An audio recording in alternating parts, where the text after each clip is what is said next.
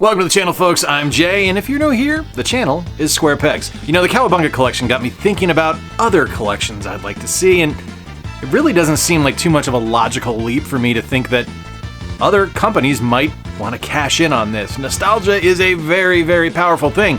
So I was talking to my friends John Riggs, Gary from RoXolid, Kris from Gamedad, and we all kind of hit on different franchises we thought would be great. John's video premiered earlier today, Gary's was right before this one, Kris's is after mine, and today I'm talking about one of my favorite series of all time, Final Fantasy, and we're starting on the NES.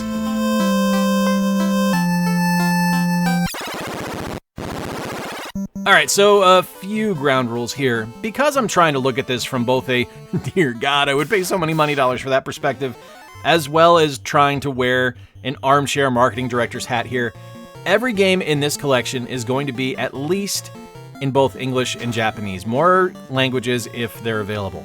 Now, I'm also going to be a purist on this one. I want to offer as many gameplay options as possible, but I'm not going to branch out from the mainline Final Fantasy series.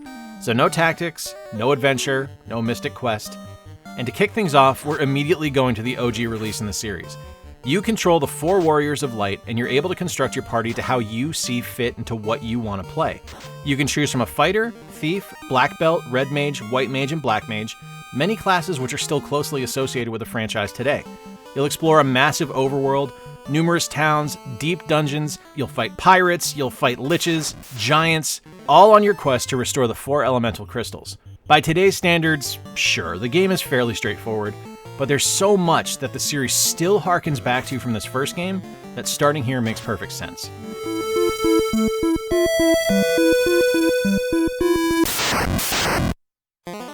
And while the OG release set the table for what was to come, Final Fantasy II really embraced the identity that the series would become known for.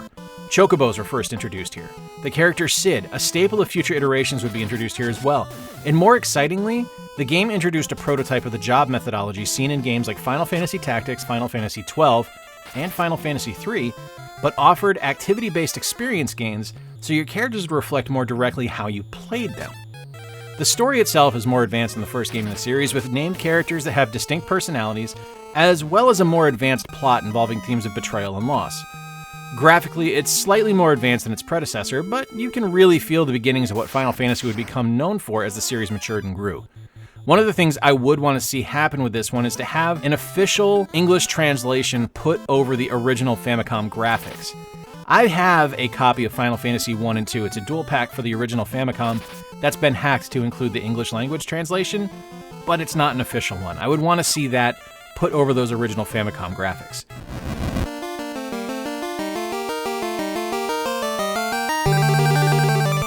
The final game on the NES was Final Fantasy III. This is a really interesting one, as it's the first game in the series to introduce special battle commands like Steal for the Thief class or Jump for a Dragoon, things that would become signature occurrences in future iterations. More importantly, though, would be the introduction of the Summon command, allowing you to call forward magical creatures with which to protect your party or defeat your foes, something we still see happening today. But the most impactful thing introduced was the fully fleshed out job system for each character. Every character could be tailor-made to your specifications, allowing you to control a team of whatever classes you enjoy the most. The plot touches on aspects of the first game by bringing forward the Warriors of Light back into the mythology, but truth be told, that's really where the similarities lie. You're essentially controlling 4 blank canvases that you get to create, on a quest to defeat the evil warlock Xand and the deity he's being controlled by. Alright, that's the 3 games released for the NES, but the SNES had some excellent games as well. Let's head over to the 16-bit generation.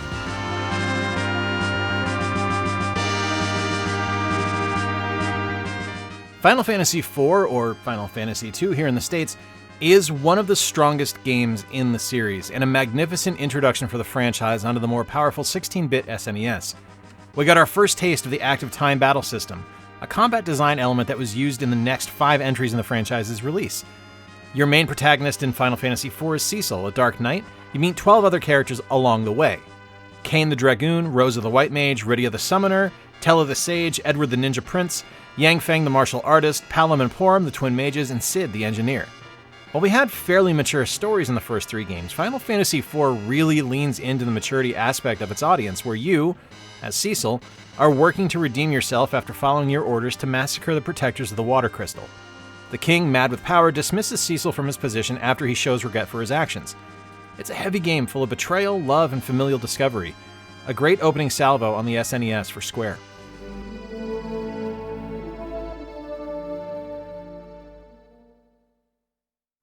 Final Fantasy V is a spectacular title and is improved greatly by the vastly expanded job system. On the SNES original, you're able to choose from over 22 classes for your characters to learn from and really hone in the way you want your team to play. The jobs are influenced by which crystal shards you acquire throughout your adventure. Everyone starts as a freelancer, but gathering the Wind Crystal unlocks the Knight, Monk, Thief, Black Mage, White Mage, and Blue Mage classes. The Water Crystal opens up the Red Mage, Time Mage, Summoner, Berserker, Mystic Knight, and Mime jobs. Fire Crystal Discovery adds the Beastmaster, Geomancer, Ninja, Ranger, and Bard. And finally, the Earth Crystal grants Dragoon, Dancer, Samurai, and Chemist. The active time battle system also returns, but is perfected in this regard. Each character has a gauge next to their name, so you're able to see when they're going to be able to perform their next action. The game starts with a meteorite striking the Earth, and in the process we're introduced to our playable characters. Bartz the Adventurer, Lena the Princess of Tycoon, Galuf the Mysterious Old Man, Ferris the Pirate, and Kryl the Daughter of Galuf. All characters are united in their pursuit to defeat Exdeath.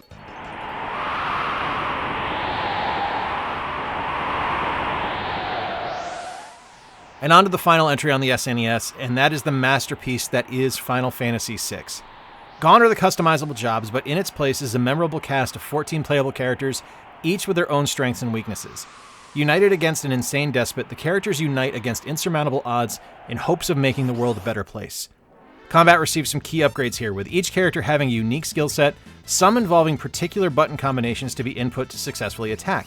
You're also able to completely tailor the magic your character learns and uses by equipping different magicites and espers that will gain points for each combat you participate in, allowing you to, in some cases, learn advanced magic in increased rapidity because of a particular percentage score for each esper or piece of magicite. To me, this is the single greatest Final Fantasy game ever released, and none before or after even come close to its greatness. Whether it's the amazing playable characters like Terra, Locke, or Celeste, the incredible vast world to explore, memorable locations, and some fantastic scenes of truly heart-wrenching sadness, the game just does not miss. And that's before we even get to the World of Darkness, after the greatest villain in the history of video games, Kefka, destroys most of the world. And I mean, I could stop there, right? But why would I, when there's still completely untapped potential here? We're going handheld. We're talking the WonderSwan Color and the Game Boy Advance.